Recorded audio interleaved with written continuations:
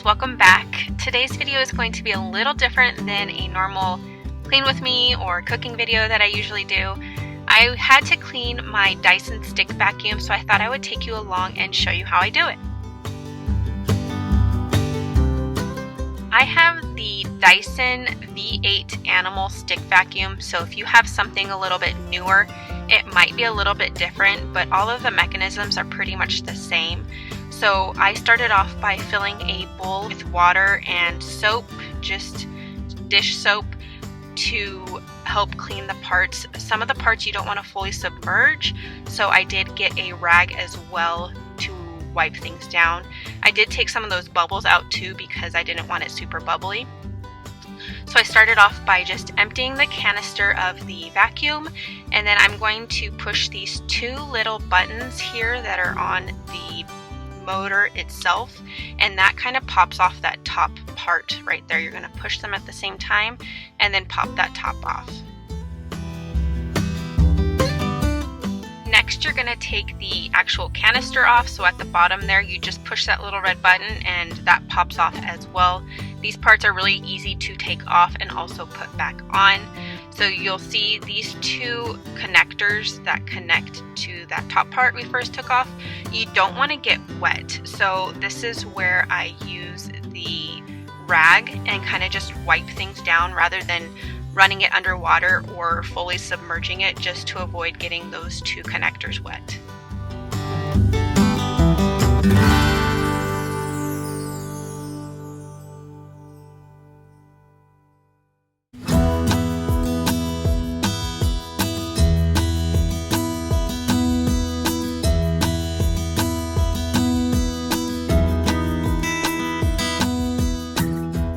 When I was wiping this canister out, I did notice that the seal there at the base of the canister was super dirty, so I just went ahead and released it. I didn't take it fully out, but I did take most of it out so that I could wipe it down and really get in there, because as you just saw, there was so much dirt and dust built up in there that I really wanted to get it cleaned.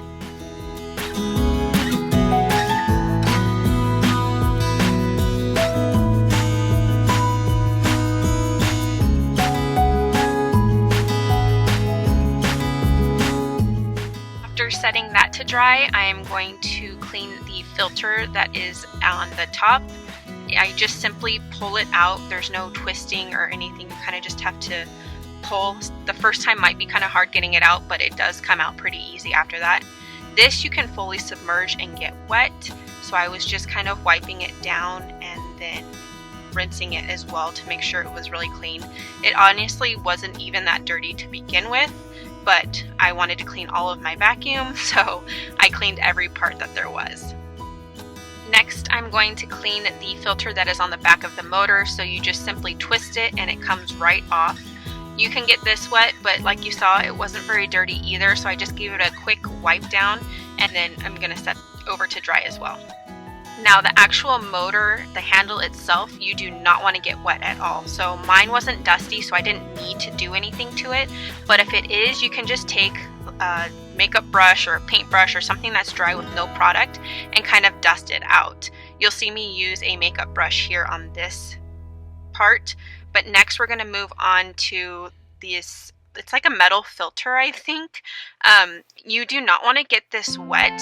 So what I did was kind of bang it to get all of the dust out, and there was a ton of dust built up in there, so it did take some hitting and moving to get everything out. But once I did that, I kind of just wiped it down, but noticed that wasn't working very well, so this is when I went and got a makeup brush and just kind of brushed all of the parts to really get all of the dust out of there. But then after doing that, I also kind of blowed on it because I noticed there was still some dust that I was not able to get to. So blowing it and then dusting it off again really made sure to get it clean.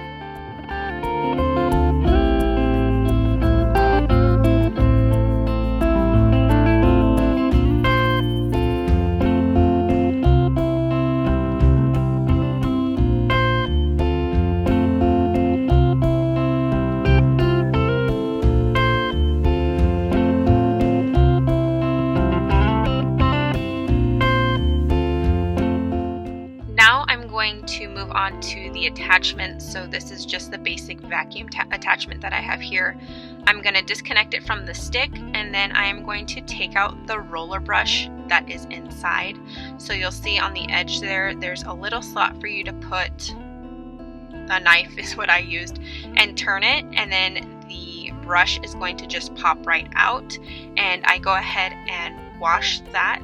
There was some hair built up on the brush there. That's what happens when you have 3 girls and a dog living in a house. So I went ahead and just cut everything off that I could that was kind of rolled up around the brush, and then I went ahead and just washed it in the water.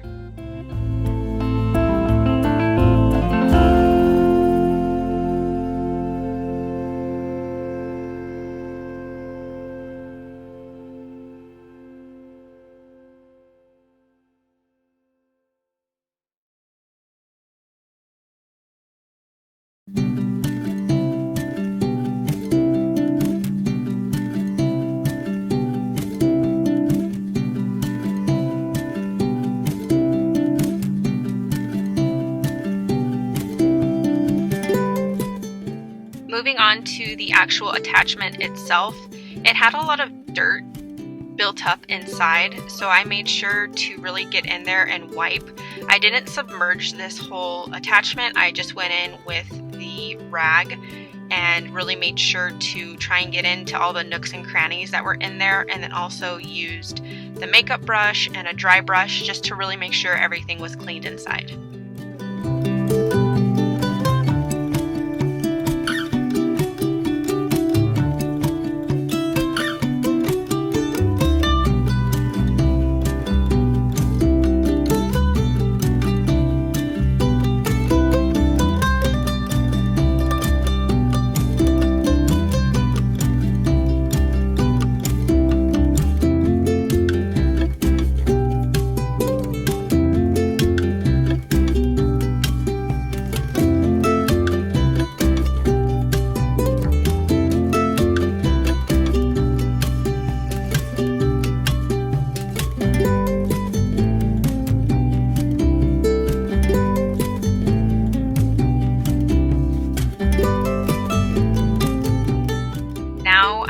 To clean up my mess here, you'll see how dirty that water is and all of the hair that I was able to cut off from the brush. It's really gross but satisfying to see all of this dirtiness, because then you really know that your machine is clean.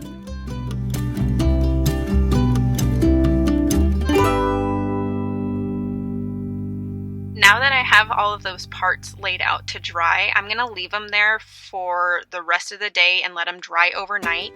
You want to make sure they're really dry before you put them together so there's no wetness that gets stuck in between each part. So I'm going to start by putting the seal back together on the bottom of the bin, and then once that's done, I'm going to close that and then connect it to the motor.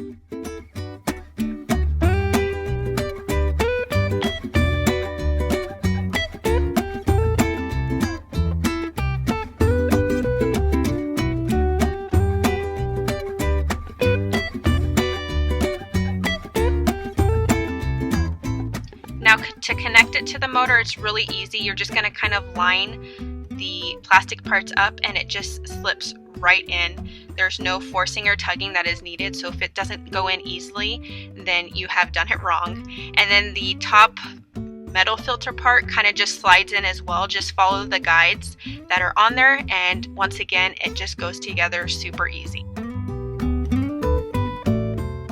Next, we're going to place both of the filters back. So that long cylinder filter is just going to pop right in there, and then the motor filter on the back is just going to twist right on.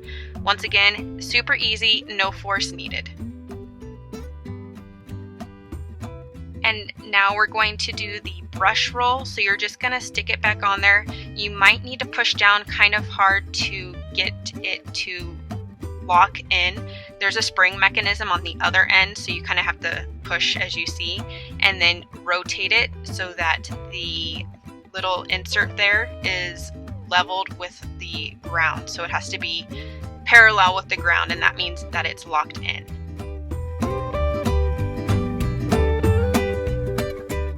And there you have my how-to on how to clean a Dyson V8 animal stick vacuum.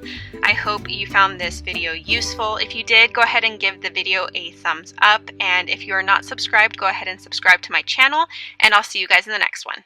I told him I want that great love, like standing in the middle of a bonfire. You don't know how you got there, but you hold tight, knowing that you can't get burned.